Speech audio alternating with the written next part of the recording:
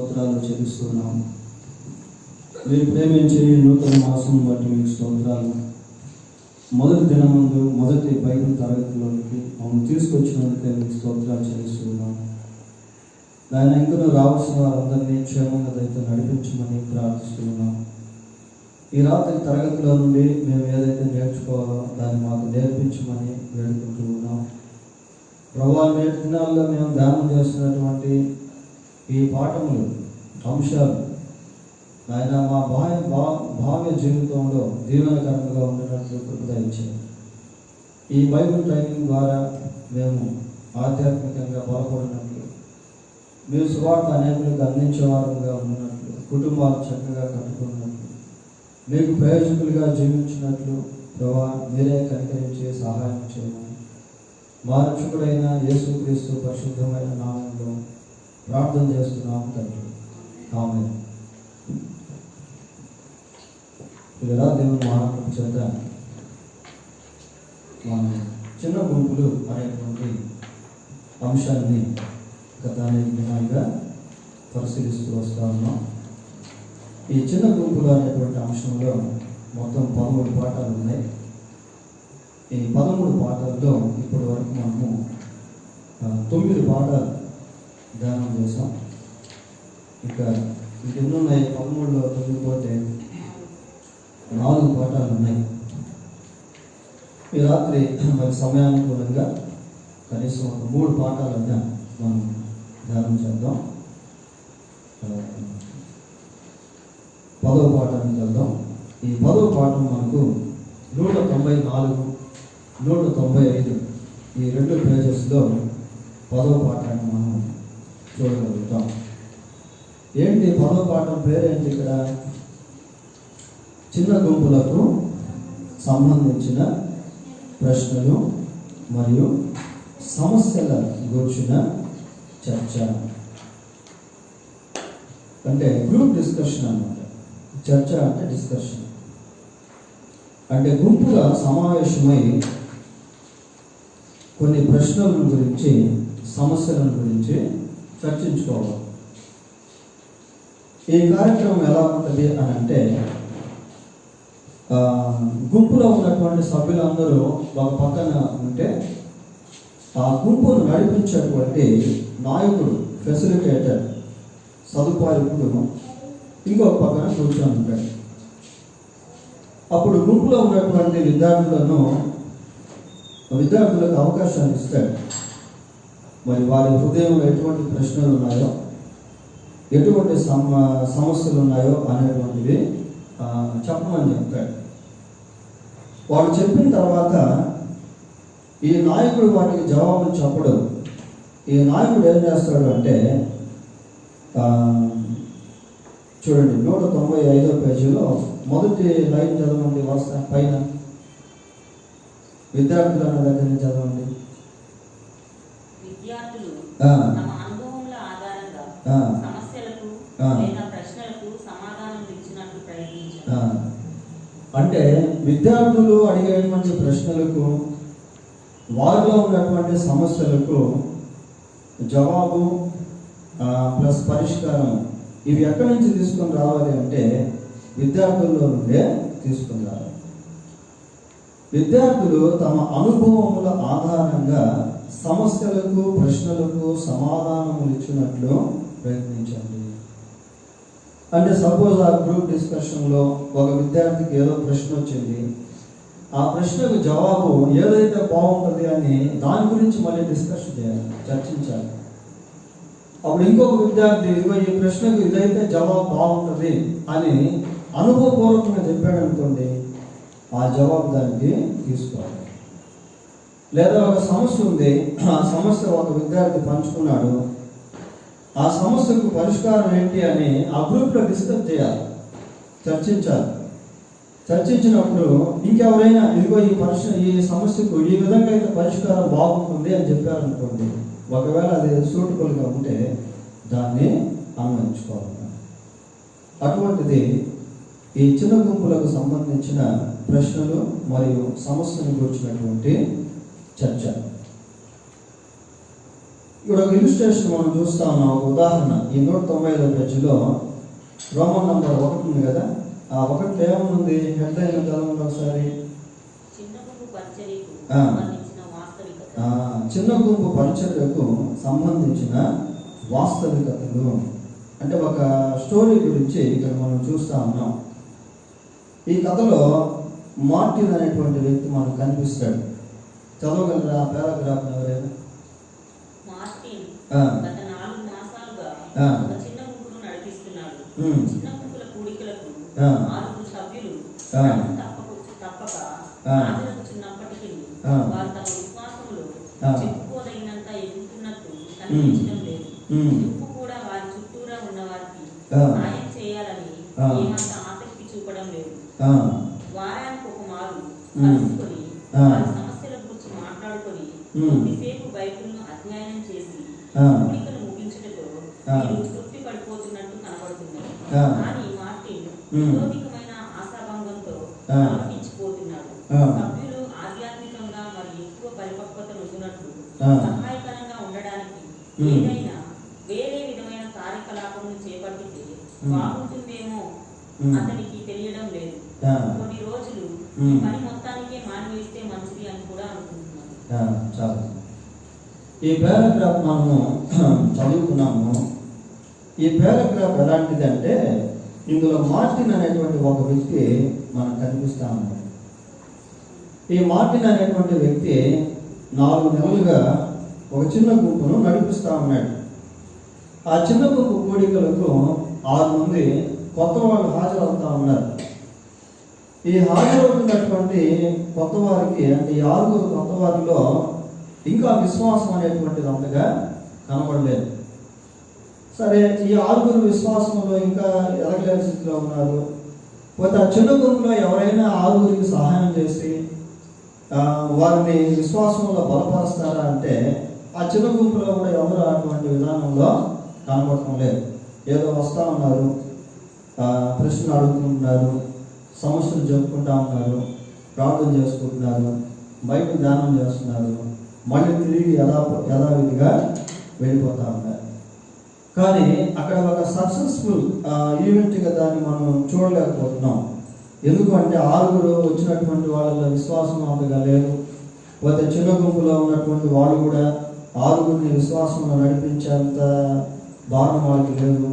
కాబట్టి మార్టిన్ ఏమనుకుంటున్నాడంటే ఒక అసంతృప్తికి గురైపోయాడు. మార్టిన్ గురైపోయిన తర్వాత చివరిలో మనం చూడండి అక్కడ ఏమని చెబుతున్నాం అంటే సభ్యులు ఆధ్యాత్మికంగా మరి ఎక్కువ పరిపక్వత ఉన్నట్లు సహాయకరంగా ఉండటానికి ఏదైనా వేరే విధమైన కార్యకలాపములను చేపట్టితే బాగుండునేమో అని అతనికి తెలియటం లే. సరే, పరిస్థితి ఇలా ఉంది కదా, మరి చిన్న గుంపులో అంత మెచ్యూరిటీ అనేటువంటిది రావట్లేదు. కొత్త వాళ్ళు వస్తే వాళ్ళు కూడా అలాంటి విధానంలోనే ఉండిపోతున్నారు. కాబట్టి ఆల్టర్నేట్గా ప్రత్యామ్నాయంగా ఏదైనా వేరే ఒకటి దీనికి అడిషనల్గా ప్రయత్నం చేద్దాము అనే తలంపు ఆయనకి మార్చింది. రాకపోగా ఏం చేస్తున్నాడంటే ఈ పని మొత్తానికి మానేస్తే మంచిది, ఎందుకు ఇదంతా అని చెప్పి అనుకుంటున్నారు. మరి దానికి అదే పరిష్కారమా? చిన్న గుంపులో పరిపూర్ణత అనేది లేనప్పుడు కొత్త వారు వచ్చి కూడా ఏమి మేలు పొందుతున్నా ఉంటే అసలు ఆ గుంపు కూడికలు మానేస్తేనే పరిష్కారం అవుతుందా అంటే అది పరిష్కారం అనేది కాదు. ఎందుకు అంటే అలా మానేయడం వల్ల మొత్తానికి ఆ గుంపే ఐసోలేట్ అయిపోతుంది, అంటే వెళ్ళిపోతారు, ఇంకేం ఉపయోగం అనేటువంటిది ఉండదు. కాబట్టి ఏం చేయాలంటే he needs to seek another development program to improve the small group. ఆ చిన్న గుంపును అభివృద్ధి చేసేదానికి ప్రత్యామ్నాయంగా ఈ మార్టిన్ ఏం చేయాలంటే ఇంకేదైనా ఒకటి కొత్తది ఏర్పాటు చేయాలి. దాన్ని మానేయడం అనేటువంటిది మంచిది కాదు. సరే, ఈ సమస్యలు ప్రశ్నలకు సంబంధించి రోమన్ నంబర్ 2లో కొన్ని విషయాలు మనకు కనిపిస్తూ ఉన్నాయి. చూడండి, రోమన్ నంబర్ 2కి వెళ్తే మీ చిన్న గుంపుతో నీవు ఎదుర్కొంటున్న సమస్యలు లేదా ప్రశ్నలు ఏమై ఉన్నవి? విద్యార్థుల్లో నుండి ప్రశ్నలు లేక సమస్యలు రానట్లయితే ఈ క్రింది జాబితాను ఉపయోగించుకోవచ్చు. ఎవరికైనా కానీ ఈ క్రింది సమస్యలు ఏవైనా ఎదురవుతున్నాయా అని చెప్పి ఏ నుంచి ఎఫ్ దాకా కొన్ని ప్రశ్నలు అనేటువంటి కొన్ని రాశాడట. ఏలో ఏముంది? చిన్న గుంపు ఆధ్యాత్మికంగా ఇదొక సమస్య అన్నమాట. చిన్న గుంపు అయితే కట్టబడింది, నడిపించబడతా ఉంది, కానీ ఆధ్యాత్మికంగా ఎదగడం లేదు. కాబట్టి so it is a problem, ఇదొక సమస్య. బీజండి నాయకునికి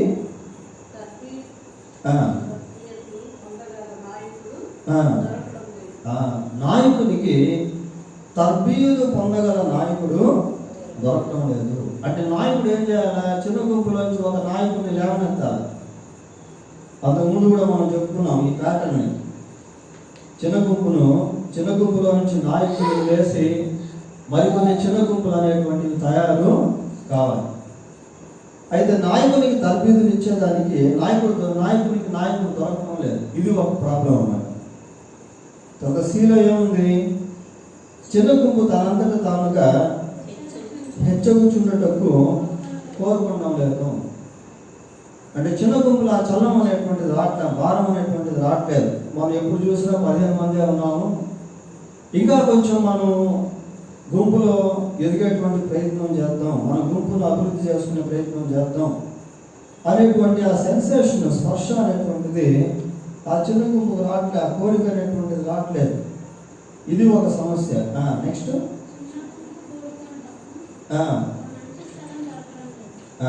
place also is important for get together. ఇక్కడ ఏం చూస్తున్నాం? చిన్న గుంపు కూడుకోవటకు ఒక మంచి స్థలము దొరకడం లేదు. ఇది కూడా ఒక సమస్య లాగా ఉంది. నెక్స్ట్ చిన్న గుంపు సంఖ్యాపరంగా ఎదగడము లేదు. ఇందాక కూడా కొంచెం సిమిలర్గా ఉంది పై భాగంలో మనం చూసినప్పుడు. నెక్స్ట్ 2 లేక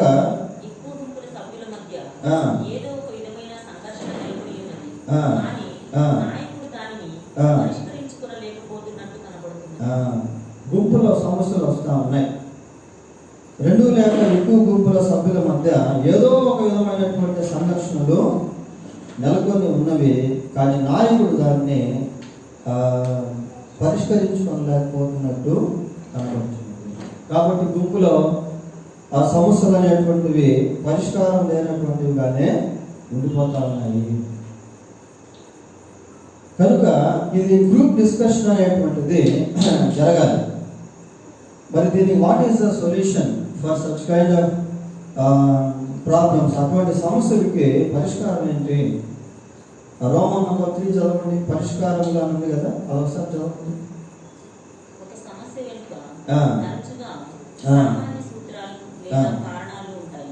ప్రతి చిన్న గుంపు నాయకుడు ఈ పాఠం చర్చింపబడుతున్న సమయంలో తెలియజెప్పబడిన సలహాలను లేదా పరిష్కారాలను జాగ్రత్తగా వినవాలి. ఫస్ట్ ఏం చేయాలంటే ఈ గుంపు డిస్కషన్లో, అంటే చిన్న గుంపుల సమావేశంలో, మరి ఆ గుంపులో ఉన్నటువంటి వాళ్ళు ఎటువంటి ప్రశ్నలు అడుగుతున్నారు, ఎటువంటి సమస్యల గురించి చెప్తున్నారు అనేటువంటి దానిని ఎవరు జాగ్రత్తగా వినాలంట? నాయకుడు జాగ్రత్తగా వినాలి. ఎందుకు అంటే ఆ జాగ్రత్తగా వినడం వల్లనే అక్కడ ఉన్నటువంటి సమస్యలు పరిష్కరించబడేదానికి అవకాశాలు ఉంటాయి. అక్కడ ఇదే విధమైన సమస్యలు ఎదుర్కొంటున్నట్లయితే తెలియజెప్పబడుతున్న సూత్రములను లేదా నియమములను తన సొంత చిన్న గుంపులో ఎలా అన్వయించుకొనబడవచ్చును అని ఆలోచించాలి. అన్వయింపు ఇక్కడ ముఖ్యమన్నమాట. ఒకవేళ ఈ అన్వయింపు అనేటువంటిది లేకపోతే అక్కడ సమస్యలుగానే అలాగే ఉండిపోయే అవకాశం అనేది ఉంటుంది. కాబట్టి finding out the solution for problems is impossible. అక్కడ వచ్చినటువంటి సమస్యలకు పరిష్కారం అనేటువంటిది కనుగొనడం చాలా ప్రాముఖ్యము. కాబట్టి ఈ చిన్న గుంపుల చర్చ అనేటువంటిది ఎంతో ముఖ్యమైనటువంటి భాగము. పోతే 11వ పాఠానికి వెళ్దాం. ఈ పాఠాలన్నీ కొంచెం మామూలు జనరల్గా ఉంటాయన్నమాట. 11వ పాఠానికి వెళ్దాం. 11వ పాఠము మన పేజ్ నెంబర్ 196 నుండి 198 వరకు 11వ పాఠం వరకు కనబడుతుంది. సరే, ఏంటి 11వ పాఠం ఏంటి? చిన్న గుంపులను అభివృద్ధి చేయడం, డెవలప్మెంట్ అన్నమాట. రోమన్ నంబర్ 1 చదవండి. చిన్న హెచ్చువేతలో గల లక్ష్యము. హెచ్చువేత అంటే అభివృద్ధి అనమాట. వాళ్ళ ట్రాన్స్లేషన్ రాశారు కానీ అభివృద్ధికి సంబంధించిన లక్ష్యం అంటే గోల్ అనమాట. హెచ్చువేత అంటే మీ చిన్న గుంపులకు ఏమని అర్థం చేసుకున్నది. రోమన్ నంబర్ 2 కూడా చూడండి, ఏముంది అక్కడ?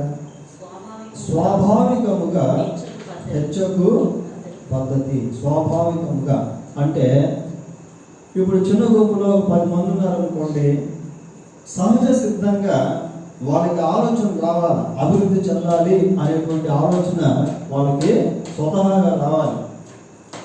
అప్పుడే అభివృద్ధి అనేటువంటిది జరుగుతుంది. సరే, ఇక్కడ ఒక జీవశాస్త్ర సంబంధమైనటువంటి అభివృద్ధిని గురించి అక్కడ ఒక పారాగ్రాఫ్ మనం చూస్తూ ఉన్నాం. ఇది కొంచెం ప్రాక్టికల్ వర్క్ అన్నమాట. ఒక 50 మందికి ఉంటే క్లాస్లో, లేదా 30 మందికి క్లాస్లో ఉంటే దీన్ని మనం ప్రాక్టికల్ వర్క్ చేయవచ్చు. ఒక 30 మంది ఉన్నారనుకోండి, వాళ్ళని ఇక్కడ నిలబెట్టి ప్రాక్టికల్ వర్క్ చేయవచ్చు. కానీ మనకు అంతమంది లేదు కాబట్టి మనం ప్రాక్టికల్ వర్క్ చేయలేము. అయితే నేను దీన్ని కొంచెం టూకీగా మీకు అర్థమయ్యేటువంటి విధంగా చెప్తాను. ఒక తరగతిలో నుండి 2 వ్యక్తులను మనం పిలుచుకోవాలి. ఫర్ ఎగ్జాంపుల్ ABCD ఉందనుకోండి, తరగతులు సెక్షన్స్. ఒక్కొక్క తరగతిలో 50 మంది స్టూడెంట్స్ ఉన్నారు. ఏలో ఒక 50 మంది స్టూడెంట్స్ ఉన్నారు, Bలో ఒక 50 మంది స్టూడెంట్స్ ఉన్నారు, Cలో ఒక 50 మంది, Dలో ఒక 50 మంది స్టూడెంట్స్ ఉన్నారు. ఇప్పుడు ఏలో నుంచి ఒక విద్యార్థిని పిలుచుకొని ఇక్కడ మనం నిలబడతాం. తర్వాత Bలో నుంచి ఇంకో విద్యార్థిని తీసుకొచ్చి ఇటు లెఫ్ట్ సైడ్ నిలబెడతాం. నిలబెట్టిన తర్వాత ఈ ఏలో నుంచి తీసుకొచ్చినటువంటి విద్యార్థికి ఏం చేయాలంటే, నువ్వు వెళ్ళి ఇంకో విద్యార్థిని తీసుకురా అని చెప్పాలి. అప్పుడు ఇతను వెళ్ళేసి ఆ Cలో నుంచో, లేకపోతే Bలో నుంచో, లేకపోతే ఏలో నుంచో ఇంకొక విద్యార్థిని తీసుకుని వస్తాడు. ఇప్పుడు రైట్ సైడ్ ఎంతమంది అయ్యారు? 2 అయ్యారు. లెఫ్ట్ సైడ్ ఎంతమంది ఉన్నారు? లెఫ్ట్ సైడ్ ఒకరే ఉన్నారు. అప్పుడు ఏం చేస్తామంటే, ఇతనికి ఏం చేస్తాం, నువ్వు కూడా వెళ్ళి ఇంకొక విద్యార్థిని తీసుకుందామని చెప్తాం. అప్పుడు అతను కూడా వెళ్ళి ఇంకొక విద్యార్థిని తీసుకుని వస్తాడు. ఇతను తెచ్చిన వెంటనే మళ్ళీ ఇక్కడ ఉండేటువంటి వారిలో ఇంకొకరిని పంపించి ఇంకొకరిని తీసుకురామంటాం. అప్పుడు రైట్ సైడ్ ఎంతమంది అయ్యారు? 3. లెఫ్ట్ సైడ్ ఎంతమంది అయ్యారు? 2 అయ్యారు. అంటే ఒక భాగంలో ఎప్పుడు కూడా ఎక్కువ సంఖ్య ఉంటుంది, రెండవ భాగంలో కొంచెం తక్కువ సంఖ్య అనేటువంటిది ఉంటుంది. అయితే ఇక్కడ సమస్య అది కాదు, కానీ ఇది దేన్ని సూచిస్తుంది అని అంటే, ఈచ్ వన్ క్యాచ్ వన్ అనేటువంటి దాన్ని సూచిస్తాము. అంటే ఒకరు 2 అవ్వాలి, 2 4 అవ్వాలి. 4 4 ఎంత? 16. 16 4 ఎంత? 32 64. అట్లా 1 2 2 4 4 16 16 32 32 అట్లా ఆ సంఖ్య ఏమైపోతుందంటే ఒక నెట్వర్క్ లాగా పెరిగిపోతా. ఇక్కడ మనం ఏమని చదువుకుంటున్నాం? చిన్న గుంపులను అభివృద్ధి చేయుట, అదనమాట ప్రోగ్రామ్, ఈ కార్యక్రమం. కాబట్టి ఎప్పుడు చిన్న గుంపులు అభివృద్ధి చెందుతాయి అని అంటే, ఆ చిన్న గుంపుల్లో ఒక 10 మంది ఉన్నట్లయితే ఆ 10 మంది ఒక్కొక్కరిని తీసుకుంటారు. ఇప్పుడు ఏ వచ్చి Bని తీసుకొచ్చాడు, ఆయన డ్యూటీ అయిపోయింది. ఇప్పుడు B ఏం చేయాలి? పోయి Cని తీసుకురావాలి. ఆ B డ్యూటీ అయిపోయింది. ఇప్పుడు C ఏం చేయాలా? వెళ్ళి Dలో ఉన్నటువంటి వ్యక్తిని తీసుకుంటారు. అలా ఎప్పుడైతే తీసుకుని వస్తూ ఉంటారో ఆ సంఖ్య పరిమాణం అనేటువంటిది పెరుగుతా ఉంటుంది. ఆ విధంగా చిన్న గుంపులు అనేటువంటివి అభివృద్ధి చెందడం అనేటువంటిది జరుగుతుంది. సరే, పోతే బీకి వద్దాం. బీలో ఏముంది? సహజ వృత్తులు అని ఉంది. అంటే అది ట్రాన్స్లేషన్ సరిగా లేదు. దానికి బ్రాకెట్లో ఏమి ఇచ్చాడు చూడండి ఒకసారి. సన్నిహితమైన గుంపులు. సన్నిహితమైన గుంపులు ఏంటి? సన్నిహితమైన గుంపులు ఒకసారి చదవండి ఆ పారాగ్రాఫ్. 2 చిన్న గుంపులుగా అన్నది కదా, చదవండి ఒకసారి.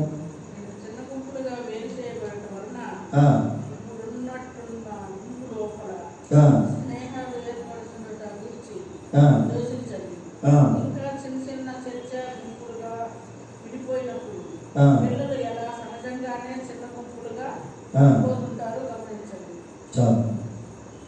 దీంట్లో మనం గమనించాల్సింది ఏంటి అంటే 2 చిన్న గుంపులుగా వేరు చేయబడటం వలన ఇప్పుడుంటున్న గుంపు లోపల స్నేహాలు ఏర్పడుచుకుంటున్న గురించి యోచించండి. అంటే డివైడింగ్ ద గ్రూప్స్. అంతకుముందు కూడా దీని గురించి మనం చెప్తున్నాం. అంటే గుంపుగా విభాగించుకోవడం. ఒకే గుంపు ఉందనుకోండి, ఆ గుంపు ఎప్పుడు 50 ఉంటే 50 ఉంటుంది. అంతకుముందు కూడా నేను దీని గురించి చెప్పాను. అంటే ఒకే గుంపుగా ఉండడం వల్ల ఎప్పుడు ఒకే ఒక గుంపుగానే ఉంది.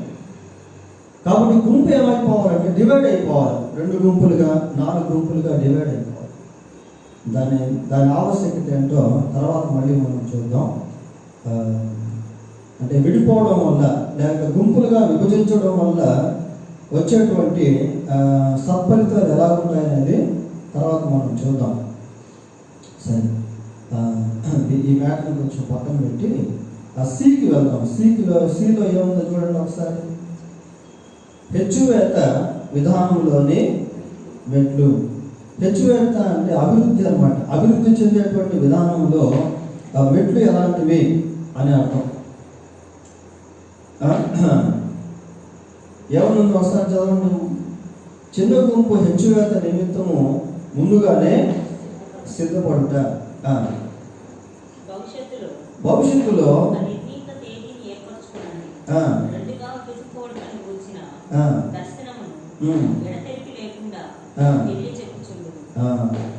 రెండుగా విభజించుటను గూర్చిన దర్శనమును ఎడతెరిపి లేకుండా తెలియజెప్పుచుండును. 2గా విభాగించడం. చూడండి, దర్శనం అనేటువంటిది ఒకటే, గ్రూపులు విడివిడిగా ఉండాలి. ఇప్పుడు ఫర్ ఎగ్జాంపుల్ మనం సార్వత్రిక సంఘం గురించి ఆలోచన చేసినప్పుడు ప్రపంచవ్యాప్తంగా మరి దేవుని సంఘాలు అనేకమైనవి ఉన్నాయి. ఫర్ ఎగ్జాంపుల్ బాప్టిస్ట్ సంఘం ఉంది. బాప్టిస్ట్ సంఘం గురించి ఆలోచిస్తే ఈ హైట్ నగర్ పోయామనుకోండి, అక్కడ బాప్టిస్ట్ సంఘం ఉంటుంది. వాళ్ళు ఏమంటారంటే హైట్ నగర్ బాప్టిస్ట్ సంఘం అంటారు. తర్వాత సికింద్రాబాద్ బాప్టిస్ట్ సంఘం ఉంది. వాళ్ళు ఏమంటారంటే సికింద్రాబాద్ బాప్టిస్ట్ సంఘం అని అంటారు. అంటే ఆ ప్రాంతాన్ని రిలేటెడ్గా చేసుకొని ఆ విధంగా మనం పిలుస్తాం అన్నమాట. ఎల్బీ నగర్లో బాప్టిస్ట్ సంఘం ఉంటే పలానా ఎల్బీ నగర్లో బాప్టిస్టు సంఘము అని అంటారు. వాళ్ళ సంఘం అంతా ఒకటే, కానీ ఒక్కొక్క ఏరియాలో ఆ సంఘాలు విభజించబడి అక్కడక్కడ అవి స్థిరపరచబడతా వచ్చాయి. అదేవిధంగా గుంపు ఎప్పుడు ఒకటే గుంపుగా ఉన్నట్లయితే అది స్ప్రెడ్ కాదు. ఈ గుంపులు ఏమైపోవాలంటే విడిపోవాలి. గుంపులు విడిపోవాలి. ఎప్పుడైతే గుంపు విడిపోతుందో అక్కడ పరిచయం అనేటువంటిది స్ప్రెడ్ అవుతుంది. మళ్ళీ కూడా చూద్దాం దాని గురించి. నెక్స్ట్ చదవండి అక్కడ లైవ్. అవిశ్వాసులకు సువార్తను అందించుటను గురించి ప్రోత్సహించము. అవిశ్వాసులకు సువార్త అందించడం అంటే బయట ఎంతో మంది దేవుని గురించి తెలియనటువంటి వాళ్ళు ఉన్నారు. కాబట్టి వాళ్ళకి సువార్త అందించాలంటే ఏమైపోవాలి? వీళ్ళంతా కూడా విడిపోవాలి. మనం బైబిల్లో సంఘ చరిత్రను మనం గమనించినట్లయితే ప్రారంభ సంఘం ఎలా ఉంది అంటే అందరూ కలిసి చక్కగా భోజనాలు చేసుకుంటూ, ప్రార్థన చేసుకుంటూ, రొట్టె విడుచుకుంటూ ఉన్నారు. ఇంకా కొద్దిమంది వాళ్ళలో వచ్చి చేరుతా ఉన్నారు. ఒక టైం వచ్చినప్పుడు అంటే అపోస్తలుల గారు 8వ అధ్యాయంలో సంఘానికి శ్రమలు వచ్చాయి, హింసలు వచ్చాయి. సంఘానికి ఎప్పుడైతే శ్రమలు వచ్చాయో, హింసలు వచ్చాయో, సంఘం ఏమైపోయిందంటే స్కాటర్ అయిపోయింది, చెదిరిపోయింది.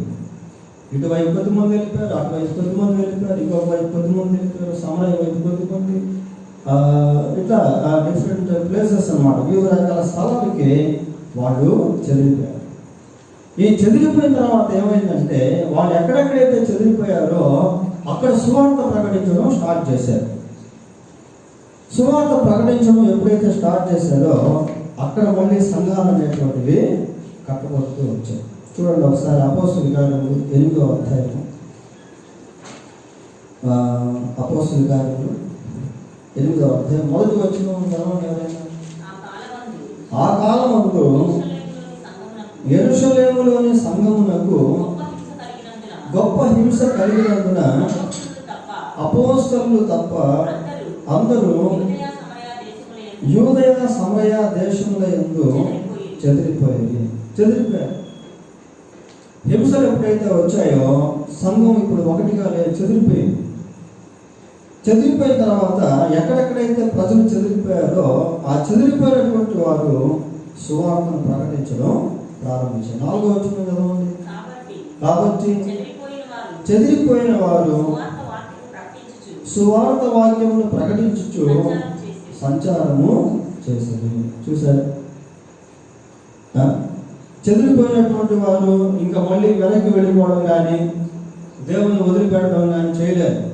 వాళ్ళు చెదిరిపోయిన తర్వాత వాళ్ళు ఎక్కడెక్కడ చెదిరిపోయారో అక్కడ సువార్త ప్రకటించడం ప్రారంభించారు.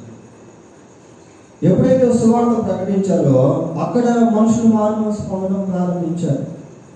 మన ఫిలిప్పుల గురించి కింద చూస్తాం. 5వ వచనం. అప్పుడు ఫిలిప్పు సమరయ పట్టణం వరకు వెళ్ళి క్రీస్తును వారికి ప్రకటించుచుండెను. జనసమూహములు విని ఫిలిప్పు చేసిన సూచక్రియలను చూచినందున అతడు చెప్పిన సంగతుల యందు ఏక మనసుతో లక్ష్యము ఉంచగా. చూడండి, ఫిలిప్పు ఒక ప్రాంతానికి వెళ్ళిపోయి అక్కడ సువార్త ప్రకటిస్తా ఉన్నాడు. ఇంకొక స్టెఫెన్ ఒక ప్రాంతానికి వెళ్ళి అంతకుముందు సువార్త ప్రకటించాడు. తర్వాత ఈ రీతిగా ప్రజలు వెళ్ళి సువార్త ప్రకటిస్తూ ఉంటే అక్కడ సంఘాలు అనేటువంటివి కట్టబడుతూ వచ్చాయి. కాబట్టి ఎప్పుడు గ్రూప్ ఒకటిగా ఉంటే ఎప్పుడు ఆ గ్రూప్ ఒకటిగానే ఉంటుంది. ఆ గ్రూప్ విభజించబడాలి. 2 గ్రూపులుగా, 3 గ్రూపులుగా, 4 గ్రూపులుగా విభజించబడి ఆ విధంగా వాళ్ళు స్ప్రెడ్ అవ్వాలి. అవిశ్వాసులకు సువార్తను అందించడానికి వచ్చి ప్రోత్సహించము. విశ్వాసుల మధ్య ఏముంది అక్కడ? శిష్యరికము నెలకొల్పుము. విశ్వాసుల మధ్య శిష్యరికము శిష్యరికం అనేటువంటిది ఏంటి అంటే ఫస్ట్ యేసు ప్రభువుని ఎవరైతే విశ్వాసం ఉంచుతారో వాళ్ళు విశ్వాసులు అన్నమాట. ఇప్పుడు ఈ విశ్వాసులు శిష్యులుగా మారాలి. శిష్యులుగా మారాలి అనేటువంటిది ఇంకొక స్థాయి అది. విశ్వాసుల మధ్య శిష్యరికములను నెలకొల్పుము. డిసైపుల్స్ అన్నమాట. మేకింగ్ డిసైపుల్స్ అంటే వాళ్ళని శిష్యులుగా చేయడము. వారి శిష్యులుగా ఉండేదాని గురించి బైబిల్లో చాలా విషయాలు మనకు కనిపిస్తాయి. నేను మిమ్మల్ని ప్రేమించిన ప్రకారం మీరు ఒకరినొకరు ప్రేమించుకోండి, అప్పుడు మీరు నా శిష్యులు అనబడుతురు అని. ఇట్లా శిష్యుల యొక్క స్థితి వేరుగా ఉంటుంది. నన్ను వెంబడింపగోరు వాడు తను తాను ఉపేక్షించుకొని తన శిలువను ఎత్తుకొని నన్ను వెంబడింపగలను. కాబట్టి శిష్యత్వం అనేటువంటిది కొంచెం డీపర్ లెవెల్ అన్నమాట. విశ్వాసంలో నుంచి శిష్యులుగా మారడం, ప్రభు యొక్క సువార్త ప్రకటించడం, ఆత్మను సంపాదించడం, ప్రార్థనా జీవితాన్ని పెంపొందించుకోవడం, ఇతరులను దేవుని దగ్గర నడిపడం, ఇతరులను దేవునిలోనికి నడిపించడం, ఇలాంటివన్నీ శిష్యత్వానికి సంబంధించినటువంటి. ప్రభు కోసం త్యాగం కలిగి జీవించడం, ఇలాంటివన్నీ అన్నమాట. తర్వాత ఏముంది?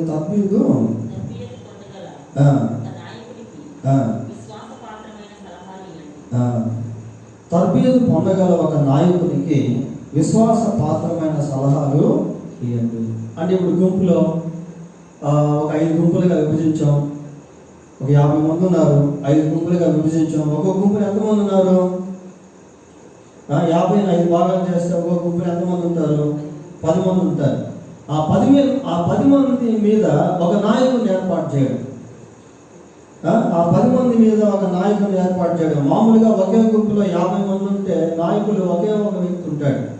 ఇప్పుడు ఒకే గుంపు 5 భాగాలకు విభజించబడినప్పుడు 10 మందికి ఒక నాయకుడిగా ఏర్పడితే ఇప్పుడు ఎంతమంది నాయకులు అయ్యారు?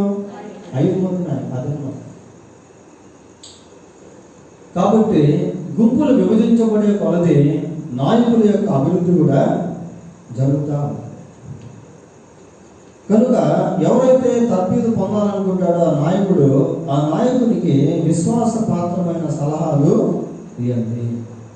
అంటే నాయకత్వం ఏ విధంగా ఉపయోగించాలి, నాయకుడిగా ఏ విధంగా వ్యవహరించాలి, నాయకుడు ఏ విధంగా నమ్మకంగా ఉండాలి, నాయకుడికి ఎటువంటి జ్ఞానం అవసరము, ఆ లీడింగ్ కెపాసిటీ ఎలా ఉండాలి, ఇలాంటి విషయాల్లో ఆ నాయకులకు తర్ఫీదు అనేటువంటిది లేక శిక్షణ అనేటువంటిది ఇవ్వాలి.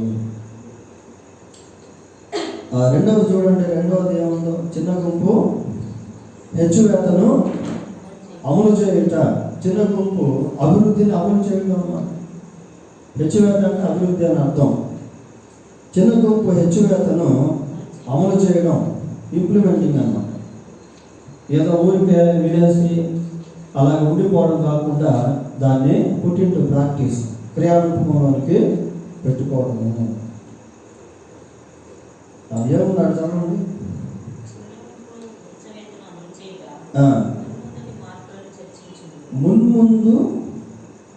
మున్ముందుండే మార్పులను చర్చించుము. అంటే డిస్టెన్స్ విజన్ అంటే ముందు చూపు అంటారు కదా, అదనమాట. ముందు చూపు అంటే రేపటి గురించి ఈరోజు చూడటం, రాబోయే రోజుల్లో ఫలితాలను ముందుగానే చూడడం అన్నమాట. పర్సెప్షన్, ముందుగానే చూడడం, ఫలితాలు దాని గురించి చర్చించాలి. ఇదిగో మనం ఈ విధంగా పనిచేసినట్లయితే ఈ విధంగా మనకు ఫలితాలు అనేటువంటివి కలుగుతాయి. కనుక ఆ దూరదృష్టి అనేటువంటి దాని గురించి సంభాషించాలి. ఆ తర్వాత ఏ గుంపును ఎవరు నడిపిస్తారో ముందుగానే నిర్ధారించడం, క్లారిఫికేషన్. అంటే ఆ వేగ్గా ఉందనుకోండి, మొసగా అర్థం కాదు. క్లారిఫికేషన్ అనేటువంటిది ఉండాలి. ఇదిగో పలానా ఏ గుంపును ఈ వ్యక్తి నడిపిస్తాడు, పలానా సి గుంపును ఆ వ్యక్తి నడిపిస్తాడు అని ఒక నిర్ధారణ, క్యాల్కులేషన్ అన్నమాట, కన్ఫర్మేషన్. దీన్ని ముందుగానే ఏర్పాటు చేసుకోవాలి. నెక్స్ట్, ఎవరు ఏ గుంపులో ఉన్నారో ముందుగానే తీర్మానించము. ఇది కూడా చాలా ఇంపార్టెంట్. మామూలుగా విద్యార్థులు చదివేటువంటి సమయంలో వారిని పార్టిషన్ చేస్తున్నప్పుడు, డివిజన్స్గా విభాగిస్తున్నప్పుడు ఈ గుంపులో పలానాలు ఉండాలి, ఆ గుంపులో పలానాలు ఉండాలి, అట్లాగా విభజిస్తారు. మా బైబిల్ కాలేజీలో కూడా విభజనలు ఉంటాయి. రూమ్మేట్స్ ఉన్నారనుకోండి, ఇప్పుడు ఆంధ్ర నుంచి తెలుగు వాళ్ళు వచ్చారనుకోండి, వాళ్ళందరినీ తీసుకెళ్ళి ఒక రూమ్లో వేయరు. ఆ రూమ్లో ఒక 4 స్టూడెంట్స్ ఉంటే ఆ 4 స్టూడెంట్స్ని మారుస్తారు.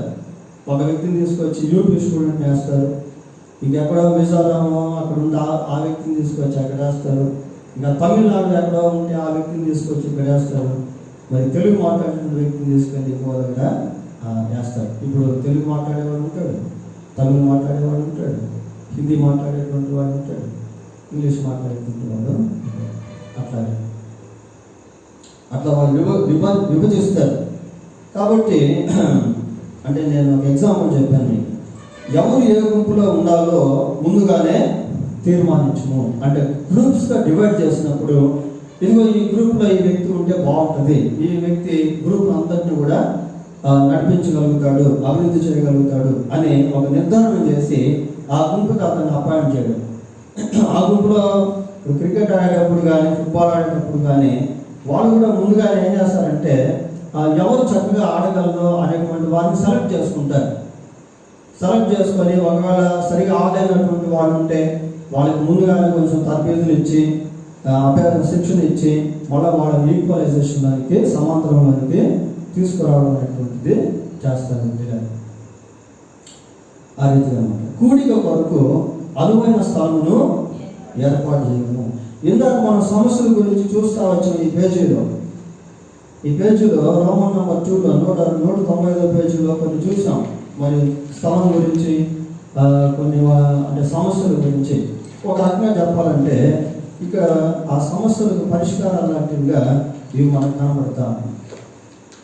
కూడిక కొరకు అనువైన స్థలం ఏర్పాటు చేయము. Place also is important for get together. కనుక కూడిక ఏర్పాటు చేసుకునేటువంటి సమయంలో ఒక మంచి అనుకూలంగా ఉండేటువంటి స్థలాన్ని కూడా ఏర్పాటు చేసుకోవాలి. హెచ్చవేత తర్వాత కూడా తర్బీదు పొందు నాయకునికి విశ్వాస పాత్రమైన సలహాలు ఇచ్చుచుండము. హెచ్చవేత తర్వాత కూడా తర్బీదు పొందు నాయకునికి అంటే అభివృద్ధి చెందుతా ఉన్నారు. గుంపు అభివృద్ధి చెందుతూ ఉంది. గుంపు అభివృద్ధి చెందుతూ ఉన్నప్పటికీ ఎవరైతే ఆ గుంపులో నుంచి నాయకులుగా రావాలనుకుంటారో వాళ్ళని వెంటనే నాయకులుగా చేయకూడదు. వాళ్ళకు కూడా తర్బీదు అనేటువంటిది అవసరం. Training is always good. ఆ గుంపులో ఈయన బాగానే ప్రార్థన చేపిస్తూ ఉన్నాడు, ఈయన బాగానే గుంపు నడిపిస్తూ ఉన్నాడు కాబట్టి ఇతని నాయకుడిగా నేను చేస్తాను అనుకునేదానికి లేదు. ఎవరినైతే నాయకుడిగా చేయాలనుకుంటారో ఆ నాయకుడికి తర్బీదు అనేటువంటిది ఇవ్వాలి. అలా తర్బీదు ఇవ్వడం వల్ల అతను ఇంకా కొంచెం బలపరచబడతాడు. అదన్నమాట. నెక్స్ట్ ఏంటి? మొట్టమొదటి గుంపు యొక్క చివరి సమావేశపు తేదీని ఒక ఉత్సవంగా జరుపుతాము. మొట్టమొదటి గుంపు యొక్క చివరి సమావేశపు తేదీని అంటే ముగింపు రోజుని ఎలా జరుపుకోవాలంట? ఒక ఉత్సవంగా జరుపుకోవడం అంటే ఒక గెట్ టుగెదర్ ప్రోగ్రామ్ లాగా పెట్టుకొని కొన్ని స్నాక్స్ అట్లాంటివి సెట్ చేసుకొని కొంచెం సెలబ్రేషన్ టైప్ అన్నమాట. ఒక ఉత్సాహంగా పండుగలాగా దాన్ని సెలబ్రేట్ చేసుకోవడం, పండుగలాగా జరుపుకోవడం ఇలాంటివి కూడా చాలా ప్రాముఖ్యం. తర్వాత ఇందాక మనం సమస్యల గురించి సలహాల గురించి ఇందాక చూసాం. సమస్యలు అనే దాని గురించి 10వ పాఠంలో చూసాం కదా. చిన్న గుంపులకు సంబంధించిన ప్రశ్నలు మరియు సమస్యల గురించిన చర్చ. ఒక రకంగా ఇది కంటిన్యూవేషన్ లెసన్ అన్నమాట. రెండుగా విభజించబడినప్పటికీ దీంట్లో కూడా సిమిలారిటీస్ అనేటువంటివి మనకి కనిపిస్తూ ఉంటాయి. చూడండి, ఇక్కడ సమస్య, సలహాలు, రెండవ సమస్య, సలహాలు, సమస్య 3 సలహాలు, సమస్య 4 సలహాలు. ఇట్లాగా ఇక్కడ కూడా సమస్యలు, సలహాలు అనేటువంటివి మనం చూస్తాము. ఇది చాలా ప్రాముఖ్యం. ఇది కూడా అంటే సమస్య ఏదైతే ఉందో దాన్ని ఫస్ట్ తెలుసుకోవాలి. అంతే కదా. మనం ఒకరికి సలహా ఇవ్వాలి అంటే సమస్య అనేది ఫస్ట్ అర్థం కావాలి. సమస్య అర్థం కాలేదనుకోండి మనం సలహాలు అనేటువంటివి ఇవ్వలేము. దానికి సంబంధించిన పోర్షన్ ఈ 195 పేజీలో మనం చూస్తా ఉన్నాం. సరే, రోమన్ నెంబర్ 3 చదవండి. హెచ్చవేత విధానమునకు ఎదురయ్యే ఆటంకం. హెచ్చవేత అంటే అర్థం ఏంటి? అభివృద్ధి. అంటే అభివృద్ధికి ఎక్కడ ఆటంకాలు కలుగుతూ ఉంది, అభివృద్ధి పొందలేకుండా అనేది ఫైండ్ అవుట్ చేయాలి. హెచ్చవేత విధానమునకు ఎదురయ్యే ఆటంకాలు. మరి అభివృద్ధి చెందేటువంటి విషయంలో ఎన్నో ఆటంకాలు అనేటువంటివి వస్తూ ఉంటాయి. అసలు ఆటంకాలు ఏంటి అనేది మొట్టమొదటిగా ఫైండ్ అవుట్ చేయాలి. ఈ హిండరెన్సెస్ అనేటువంటివి, ఇంటరప్షన్స్ అనేటువంటివి మనకు అర్థం కాలేదనుకోండి, ఆటంకాల గురించి మనకు తెలియలేదనుకోండి, మనం అది సమస్యగానే ఉంటుంది కానీ దానికి సలహా ఏమాత్రము ఇవ్వలేదు. కాబట్టి సలహా ఇవ్వాలి అంటే మొట్టమొదటిగా సమస్య ఏంటో అనేది అర్థం కాదు. ఇక్కడ కొన్ని ఉదాహరణలు మనం చూస్తాం. సమస్య 1, సమస్య 2, సమస్య 3, సమస్య 4. ఉదాహరణ ఇల్లుస్ట్రేషన్స్ అన్నమాట. ఉదాహరణలు సరే, మొదటి సమస్య ఏంటి? సమస్య ఒకటి చదవండి. హెచ్చవేత ప్రాముఖ్యత, గుంపుకు అర్థము, అది సమస్య. అంటే అభివృద్ధి పొందుట ఎంత ప్రాముఖ్యతో అనేటువంటిది ఎవరికి అర్థం కావట్లేదట? గుంపుకు అర్థం కావట్లేదు. అంటే అభివృద్ధి యొక్క ప్రాముఖ్యత గుంపుకు అర్థం కాకపోవడం వల్ల గుంపు అభివృద్ధి చెందడం లేదు. అది అక్కడ సమస్య. అంతే కదా. ఇప్పుడు మనం కొన్ని విషయాల్లో అభివృద్ధి చెందలేకపోవడానికి కారణం ఏంటంటే ఆ అభివృద్ధి యొక్క ప్రాముఖ్యత మనకు తెలియకపోవడం. అలా తెలియకపోవడం వల్ల డెవలప్మెంట్ అనేటువంటిది ఉండదు. దానికి సలహా ఏముందో ఒకసారి చదవండి. సలహాలు ఉంది కదా, అక్కడ చదవండి ఒకసారి.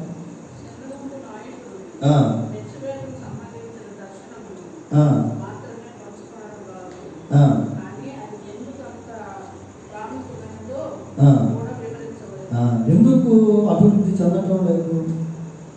గుంపుకి ఆ ప్రాముఖ్యత ఎందుకు అర్థం కావట్లేదు అంటే నాయకుడు అక్కడ ఆ దర్శనం గురించి వివరించడం లేదు. చిన్న గుంపులో ఎందుకు అభివృద్ధి రావట్లేదు అంటే దర్శనం గురించి మాట్లాడుకుంటా ఉన్నారు, కానీ ఆ దర్శనం యొక్క ప్రాముఖ్యతను గురించి వివరణ అనేటువంటిది లేదు. అందుకని చిన్న గుంపులో ఆ డెవలప్మెంట్ అనేటువంటిది కనబడటం లేదు. దీనివలన గుంపునకు మరియు దేవుని రాజ్యమునకు కలుగు ప్రయోజనములను చిన్న గుంపు సభ్యులు అర్థము చేసుకున్నారు. ఎప్పుడైతే ఆ దర్శనమును గురించినటువంటి అవగాహనలోనికి చిన్న గుంపు వస్తారో అప్పుడు వాడు దేవుని రాజ్యమునకు కలుగు ప్రయోజనములను అర్థం చేసుకునేటువంటి వాడిగా ఉన్నారు.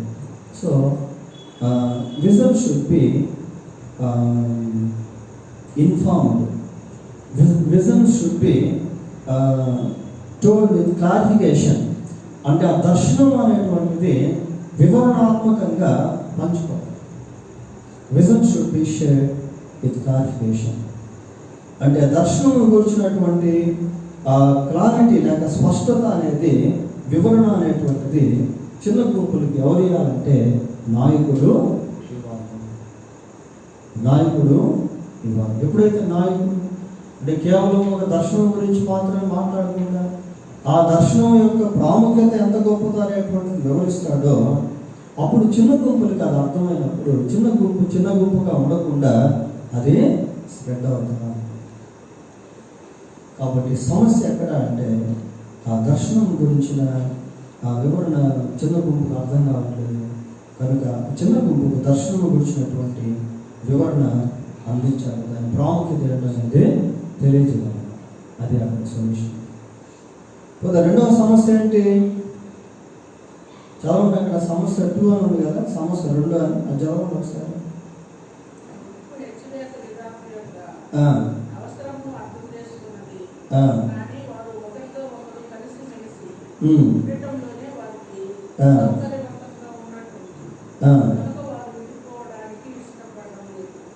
అర్థమైంది ఇక్కడ సమస్య అంటే గుంపు హెచ్చువేత విధానం యొక్క అవసరమును అర్థం చేసుకుంది. దీనికి అర్థమైంది అంటే గుంపు అభివృద్ధి చెందాలి అనేటువంటిది వాళ్ళకి అర్థమైంది. అయినా కూడా వాళ్ళు అభివృద్ధి చెందటం లేదు. కారణం ఏంటి అంటే వాళ్ళు ఒక సర్కిల్ లాగా తీసుకొని వాళ్ళని వాళ్ళే ప్రేమించుకుంటూ వాళ్ళ గురించే వాళ్ళు ఆలోచించుకుంటూ అసౌకర్యవంతంగా వాళ్ళు అక్కడే ఉండిపోయేదానికి ఇష్టపడుతున్నట్టుగా ఉన్నారు. చూడండి, వారు ఒకరితో ఒకరు కలిసిమెలిసి ఉండడంలోనే వారికి సౌకర్యవంతంగా ఉన్నట్టున్నది కనుక వారు విడిపోవడానికి ఇష్టపడుతున్నారు. ఇక్కడ సమస్య ఏంటంటే వాళ్ళకి విజన్ అర్థమైంది. మీరు సర్వలోకానికి వెళ్ళి సర్వ సృష్టికి సువార్త ప్రకటించండి అనేది అర్థమైంది. కానీ ఎందుకు వెళ్ళలేకపోతున్నారు అంటే అందరూ ఒకే దగ్గర ఉన్నారు. ఒకే దగ్గర ఉండడం వల్ల వాళ్ళకి వాళ్ళే ఇందాక మనం చూసాం కదా, వాళ్ళకి వాళ్ళే ప్రార్థన చేసుకుంటున్నారు, వాళ్ళకి వాళ్ళే ప్రేమించుకుంటా ఉన్నారు, వాళ్ళకి వాళ్ళే సహాయం చేసుకుంటా ఉన్నారు. ఒక సౌకర్యవంతమైనటువంటి స్థితిలో వాళ్ళు జీవిస్తూ వచ్చారు. ఇందాక మనం ఏం చూసాం, అపోస్తలుల కార్యాలు 8వ అధ్యాయం 1వ వచనంలో, ఒకసారి మళ్ళీ జ్ఞాపకం చేసుకుందాం. అపోస్తలుల కార్యాలు 8వ అధ్యాయం 1వ వచనం, 8వ అధ్యాయం 1వ వచనం. ఆ కాలమందు యెరూషలేములోని సంఘమునకు గొప్ప హింస కలిగినందున అపోస్తలులు తప్ప అందరూ యూదయ సమరయ దేశములందు చెదిరిపోయింది. చెదిరిపోయింది. కాబట్టి ఎందుకు సంఘం అభివృద్ధి కావట్లేదు అంటే, కేవలం ఆ 50 మంది చిన్న గుంపుగానే ఉండిపోయి వాళ్ళని వాళ్ళే చూసుకుంటూ వెళ్ళలేని స్థితిలో అదే సౌకర్యవంతంగా వారికి ఉండడం వల్ల విడిపోకుండా అలాగే కలిసిపోయారు. కాబట్టి వాళ్ళకి ఏం కావాలి అంటే, if they want to be spread, వాళ్ళు అటు ఇటు అభివృద్ధి చెందాలి అంటే వాళ్ళు ఏం కావాలి, వాళ్ళు చదివిపోవాలి.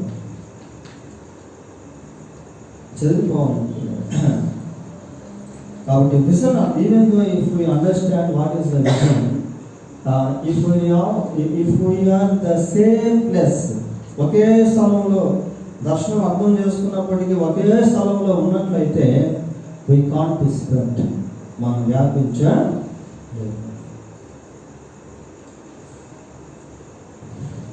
అది సమస్య. దాని పరిష్కారం ఏంటో కింద ఒకసారి చూద్దాం. ఆ సలహాలు ఉంది కదా, ఆ సలహాల దగ్గర ఫస్ట్ బుల్లెట్ పాయింట్ ఏమన్నా ఒకసారి చదవండి.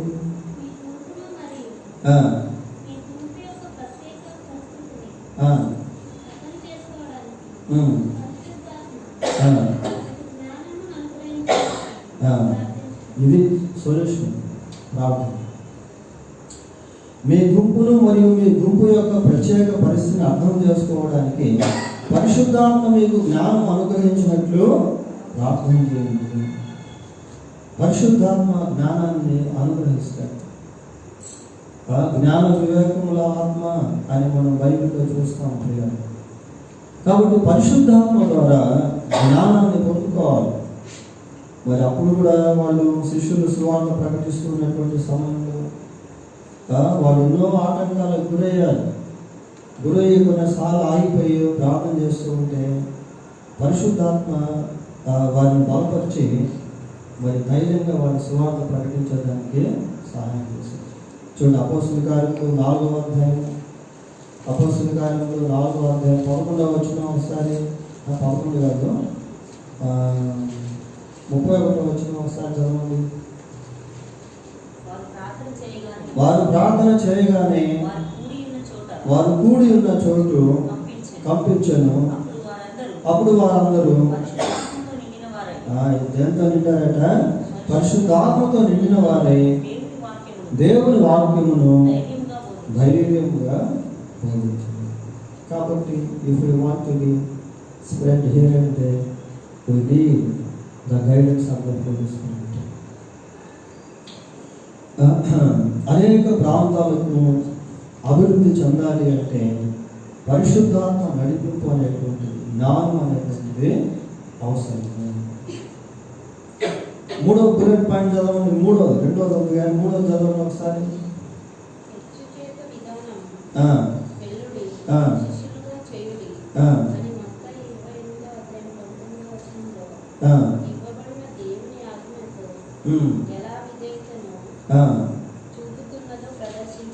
చాలు.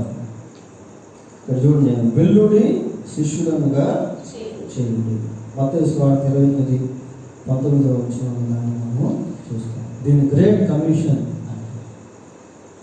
అంటే ఒకే దగ్గర సంఘం ఉందనుకోండి, ఇంకా అభివృద్ధి అనేటువంటి చెందు.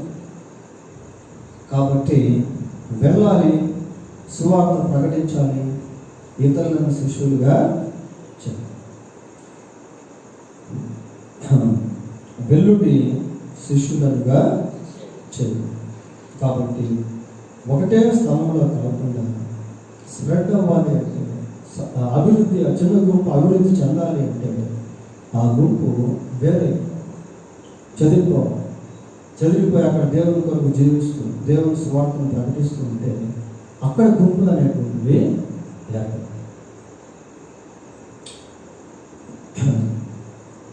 అతి సన్నిహితమైన గుంపు భావమును ప్రయోగిస్తూ గుంపును స్వత సిద్ధమైన విధానంలో విభజించుటను గురించి, స్వత సిద్ధమైన అంటే స్వభావ సిద్ధంగా ఒక వాలంటీగా, ఇదిగో నేను ప్రభు కోసం వెళ్తాను, ప్రభు సువార్తను ప్రకటిస్తాను, దేవుని రాజ్యాన్ని కడతాను అనేటువంటి స్వభావ సిద్ధమైనటువంటి స్థితిలోనికి గుంపు కాదు. సమస్య 3 ఏంటో చూద్దాం ఒకసారి. 3వ సమస్య చదవండి.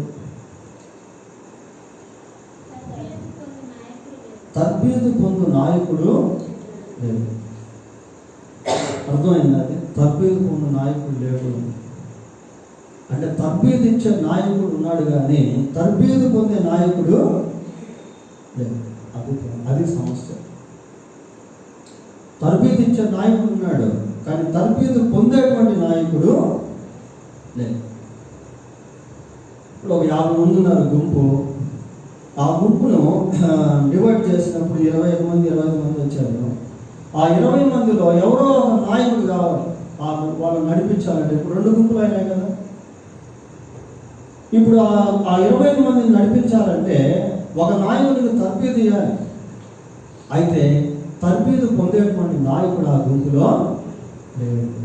అది సమస్య. మరి దానికి పరిష్కారం ఏంటి? What is the solution of it? దానికి పరిష్కారం ఏంటి? చదవండి. అది బుల్లెట్ పాయింట్ సలహా ఉంది కదా. మొదటి ఏమన్నా మొట్టమొదటి అదేమని చదవండి ఒకసారి.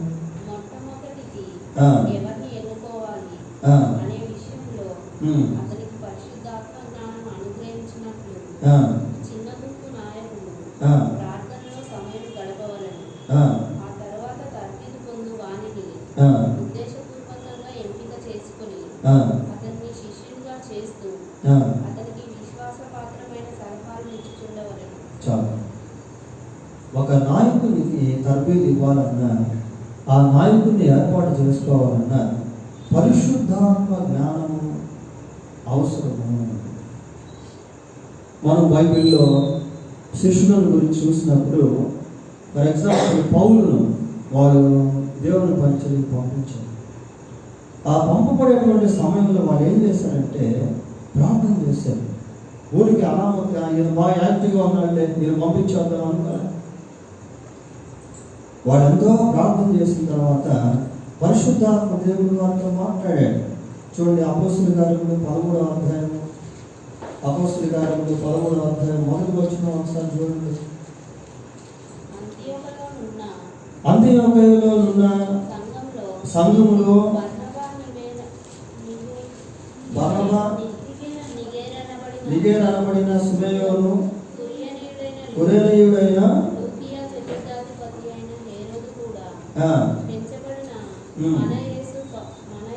హేరోదుతో కూడా పెంచబడిన మనయేసు,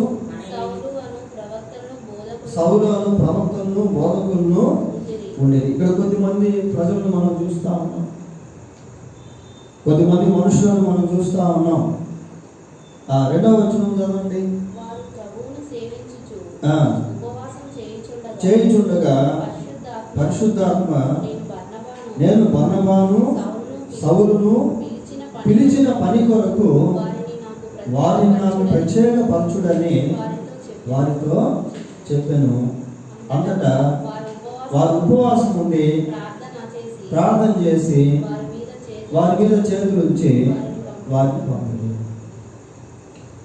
చూడండి, ఇక్కడ ఏం చూస్తున్నాం? పరిశుద్ధాత్మ దేవుడు మాట్లాడతాం. నేను బర్నబాను సౌలును పిలిచిన పని కొరకు వారిని నాకు ప్రత్యేక పరచుడని వారితో చెప్పాను. అంతటా వారు ఉపవాసం ఉండి ప్రార్థన చేసి వారి మీద చేతులు ఇచ్చి వారిని పంపింది. కాబట్టి చిన్న గుంపు మీద ఒక నాయకుడిని ఏర్పరచుకునే దానికి ముందు ఆ నాయకునికి ఎవరైతే తర్బీదు ఇస్తాడో ఆ నాయకుడు మరి మొదటిగా దేవుని పరిశుద్ధాత్మ నడిపింపు కోసము ప్రార్థన చేయాలి. పరిశుద్ధాత్మ జ్ఞానం వరకు కావాలి.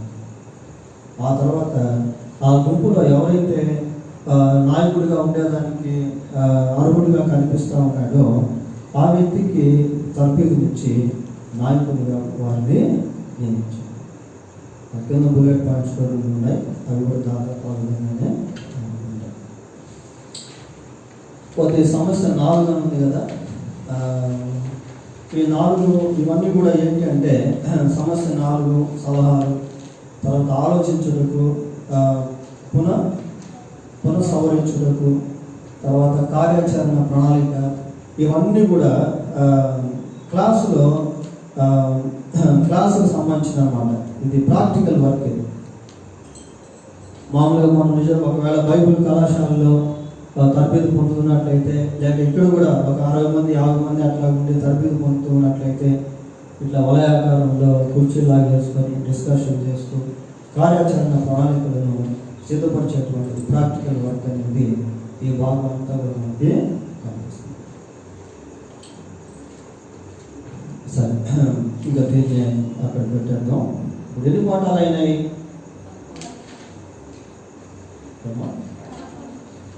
11 పాఠాలు అయినాయి.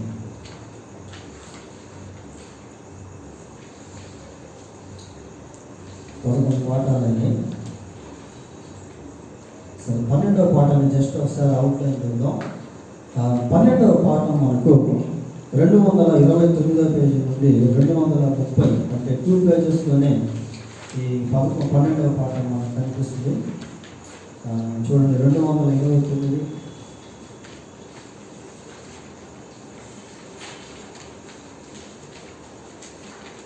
ఇలా 229వ పేజీలో 229వ పేజీలో చిన్న గుంపులు 12 పాఠం ఉందా? ఏంటి పాఠం పేరేంటి? స్థానిక సంఘముల ద్వారా సంతృప్తం అనే దగ్గర కొట్టేసి సంసిద్ధము అని రాసుకోండి. సంతృప్తం అనేది కొట్టేసి సంసిద్ధము అని రాసుకొని ఇప్పుడు చదవండి. అదేంటో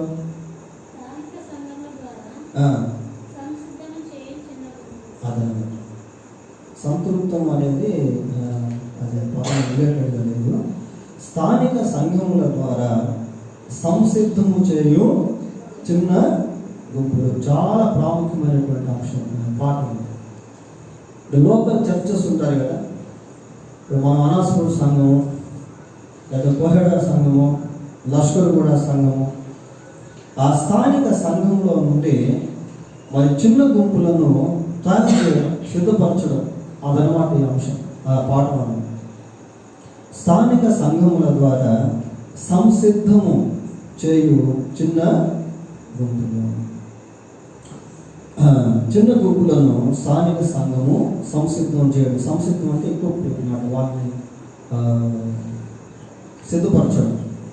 స్థానిక సంఘముల ద్వారా సిద్ధము చేయు చిన్న గుంపులు, సంసిద్ధం చేయు చిన్న గుంపులు. స్థానిక సంఘాలు మరి చిన్న గుంపులను సిద్ధం చేసేటువంటిదే ఈ 12వ పాఠం. సరే, దేవుని చిత్తం అయితే వచ్చే వారంలో 12వ పాఠాన్ని 13వ పాఠాన్ని మనం చెప్పుకుందాం. దాంట్లో చిన్న గుంపులు అనేటువంటి అంశము ముగించబడుతుంది. దేవుని చిత్తం అయితే వచ్చే వారం తొందరగా వస్తే మనం తొందరగా స్టార్ట్ చేసుకొని ముగించేదానికి అవకాశం ఉంటుంది. మళ్ళీ రేపు సండే కాబట్టి ఎక్కువ టైం స్పెండ్ చేయలేకపోతున్నాం, కాబట్టి సాధించలేదు. దేవుని చిత్తం అయితే వచ్చే తరగతిలో మనకి 12వ పాఠం 13వ పాఠం పూర్తి చేస్తాం. దాంతో చిన్న గుంపులుగా అనేటువంటి అంశం కంప్లీట్ అయిపోతుంది. సరే, ప్రార్థన చేసుకుందాం. ప్రార్థన.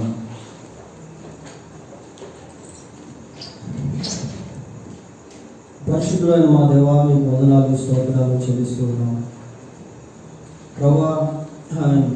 ఈ రాత్రి కూడా బైబిల్ తరగతిలో మీరు ప్రేమించి మాకు ఇచ్చినటువంటి ఆయన ఈ సందేశాలను బట్టి మీకు స్తోత్రాలు చెల్లిస్తున్నాం. చిన్న గుంపుల కార్యక్రమాలు ఎంతో ప్రాముఖ్యమైనటువంటివిగా ఉన్నట్టు మేము చూస్తూ వచ్చాం.